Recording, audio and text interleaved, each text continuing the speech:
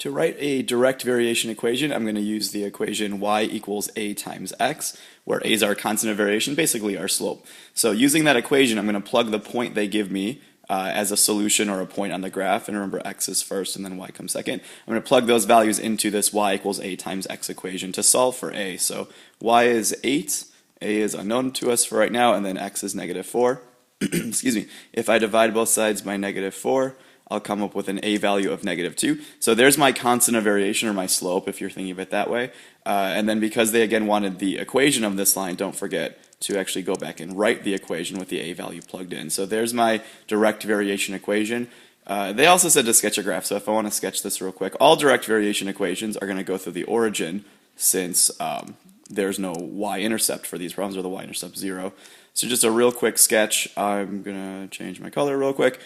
My y-intercept will be 0, 0, 0, and then my slope is negative 2 over 1, so I can count down 2 and backwards 1, or up 2 and, or down 2 and forwards 1, or up 2 and backwards 1, and do that as many times as I want to. So there's a really rough, oops, I missed my point. There's a really rough sketch of what that line would look like. Do better, use graph paper and use rulers and all that, but there's a rough sketch of what that will look like.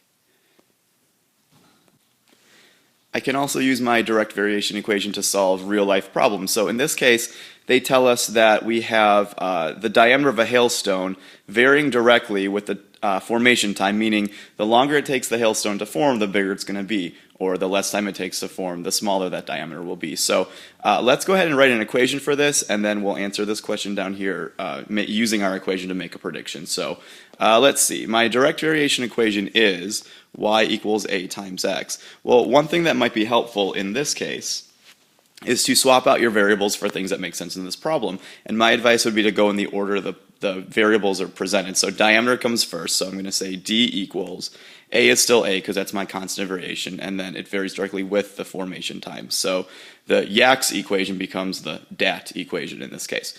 So let's go ahead and look at our, I guess, picture over here and take this data, just like we did in that last example, to find out what our a value is going to be. So plugging in the values that we know, the diameter is 0.75, and then the time it took to form that was about 12 minutes. So just like last time, I'm going to divide both sides by 12 to find my constant of variation, and I get a constant of variation of 0.0625. And then remember, I want to write the equation for this, so since that's my constant, I'm going to go ahead and say d equals 0.0625, the a value, times the formation time. So now I have an equation that can tell me how big the hailstone is going to be no matter what time it takes to form. If the time increases, the diameter should increase as well. If the time is shorter, the diameter should be smaller as well. So let's use that equation down here to make this prediction. So we want to know the hailstone's diameter.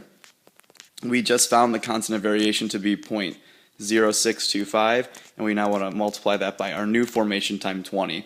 Well, since the old formation time was 12 and we're now up to 20, we should get a diameter bigger than that last one, so that would be a good way to check our solution. So when I go ahead and do this multiplication, I do get a bigger number. I get a diameter of 1.25, and we're working with inches here, so I'll label that answer 1.25 inches. Now, some people figure out really quickly they can use proportions to solve these problems.